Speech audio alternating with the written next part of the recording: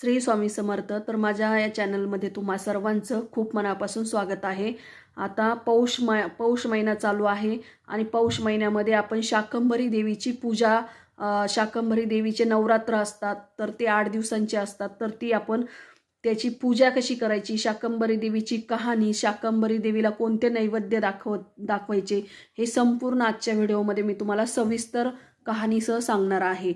तर जसं की पौष महिन्यात अष्टमी ते पौर्णिमेपर्यंत शाकंभरी देवीचा हा उत्साह चालू असतो आणि तो पूर्ण महाराष्ट्रामध्ये साजरा केला जातो. शाकंभरी ही देवी, शाक म्हणजे काय तर भाजी आणि भरी म्हणजे देवी, म्हणजे भाजी, आपण ज्याला भाजी म्हणतो ती ही देवी आहे, कारण जी आपल्याला भाज्या उत्पन्न करून देत असते, म्हणून आपण तिला शाकंभरी देवी असं म्हणत असतो. तर शाकंभरी नवरात्र हे 18 जानेवारी 2024 ते गुरुवार 25 जानेवारी 2024 त्या दिवशी गुरुवारच आहे. तर या 8 दिवसांच्या कालामध्ये शाकंभरी देवीचे नवरात्र असतात आणि पौर्णिमेच्या दिवशी त्याची समाप्ती होत असते. तर या दिवशी आपल्याला नैवेद्य दाखवायचा असतो देवीला, देवीला आरती करायची असती, देवीची कहाणी वाचायची असती. तर हे संपूर्ण आज मी तुम्हाला सांगत आहे. सर्वात प्रथम कहाणी सांगणार. तर असं म्हणतात की ज्यावेळी अनेक वर्षांचा मोठा, खूप दिवसांपासून दुष्काळ पडलेला होता, तेव्हा ऋषीमुनींनी आणि देवांनी जगदंबेची प्रार्थना केली. जगदंबा म्हणजे देवीची प्रार्थना केली. त्यावेळेस त्या देवीने प्रगट होऊन स्वतःच्या शरीरावरती शाकभाज्या निर्माण करून जगाचे पोषण केले. स्वतःच्या अंगावरती तिने ज्या भाज्या असतात त्या भाज्या उगवल्या आणि ते लोकांना खाण्यासाठी दिल्या, म्हणून तिला शाकंभरी असे नाव दिले जाते. आणि ते आजही आपल्या रूढी परंपरेनुसार चालत आलेलं आहे की या दिवशी आपण शाकंभरी देवीचं नवरात्र साजरं करत असतो. तर ही देवी सिंहावरती बसलेली असते आणि आपले जे 8 हात आहे त्या 8 हातांमध्ये तिचं जे हत्यार आहे तर ते ती धारण करून बसलेली असते. तर या शाकंभरी देवी ही सर्वसाधारण म्हणजे शेतकरी यांचीच आहे देवी मानली जाते, कारण आपल्या शरीरावरती सर्व प्रकारचे भाज्या, पाने, फुले, फळे धारण केलेली देवी म्हणजे शाकंभरी देवी. कारण त्यामुळेच ही शेतकऱ्यांची प्रिय मानली जाते, कारण शेतकरीच हा धान्य पिकवत असतो आणि शेतकऱ्यांचीच ही देवी मानली जाते. तर असं म्हणतात की या हंगामात पिकणाऱ्या किमान 60 प्रकारच्या, कारण हा ऋतू पौष महिना असल्यामुळे यात खूप साऱ्या भाज्या पिकत असतात किंवा ज्या रानटी भाज्या असतात त्याही पाऊस पडल्यामुळे उगवत असतात. त्यामुळे 60 प्रकारच्या भाज्यांचा नैवेद्य दाखवण्याची परंपरा आहे. तर हा नैवेद्य सूर्योदयापूर्वीच दाखवला जातो. या विविध प्रकारच्या भाज्यांमध्ये बहुतांशी रानटी भाज्या या शरीरासाठी अत्यंत गुणकारी आणि औषधी असल्याने किमान वर्षातून एकदा तरी आपण त्या पोटात जाव्या या हेतूने आपण हा उत्सव साजरा केला जातो.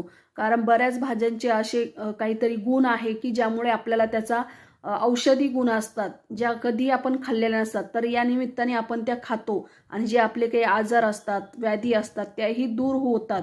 तर त्यामुळे आपण हा तो उत्सव असतो की या दिवशी आपण त्या भाज्या खायच्या असतात. त्यामुळे आपल्याला जे काही अनेक प्रकारचे आजार असतात ते यामुळे नाहीसे होतात ह्या 60 प्रकारच्या भाज्या खाल्ल्यामुळे.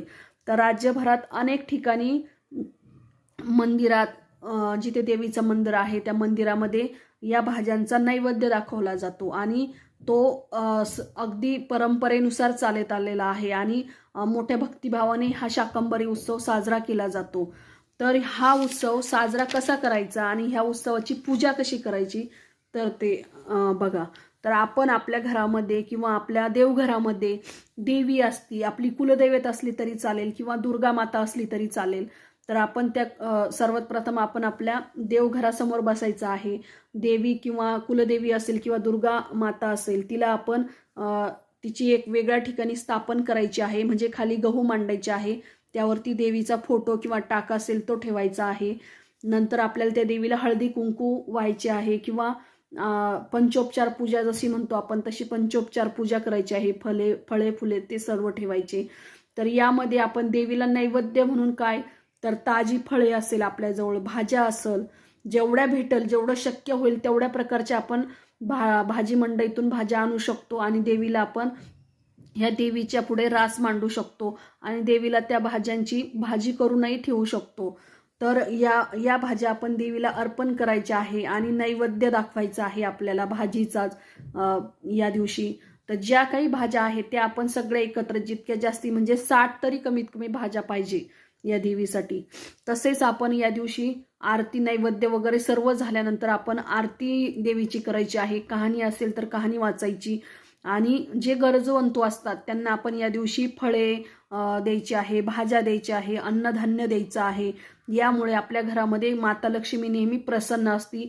अन्नाची कधीही आपल्याला कमी पडत नाही आणि पैशाची कधी कमी भासत नाही. त्यामुळे आपण हा उत्सव नक्कीच आपल्या घरामध्ये असेल किंवा तुमच्या शेजारी मंदिर असेल त्या ठिकाणी आपण हा उत्सव मोठ्या प्रमाणात साजरा केला पाहिजे. श्री स्वामी समर्थ.